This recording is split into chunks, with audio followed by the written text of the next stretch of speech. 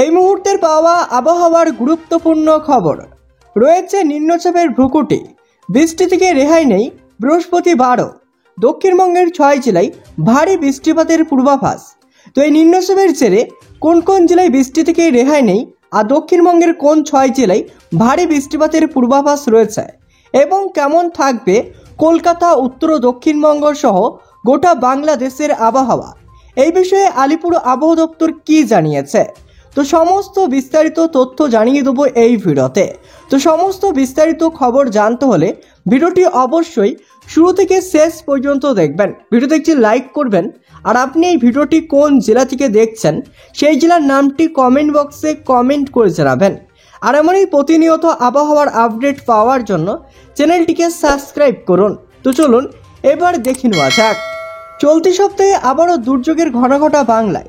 বর্তমানে বাংলাদেশ ও গাঙ্গেয় পশ্চিমবঙ্গের উপকূলে নিম্নচাপ সুস্পষ্ট নিম্নচাপে পরিণত হয়েছে।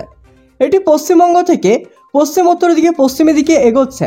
নিম্নচাপের কারণে টানা 3 দিন জেলায় জেলায় ভারী বৃষ্টিপাতের সতর্কতা রয়েছে।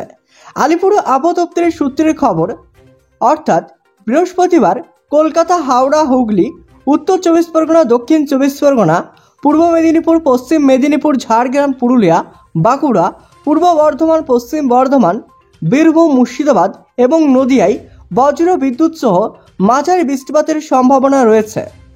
এদিকে পুরুলিয়া, পশ্চিম বর্ধমান, বীরভূম জেলার কয়েকটি জেলায় বিক্ষিপ্ত ভারী বৃষ্টি হতে পারে।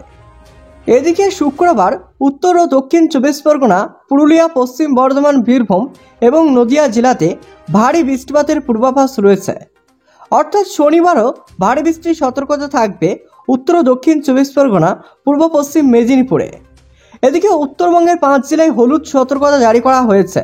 দার্জিলিং, কালিম্পং, জলপাইগুড়ি, আলিপুরদুয়ার জেলায় বজ্র বিদ্যুৎ সহ ভারী বৃষ্টির হলুদ সতর্কতা রয়েছে।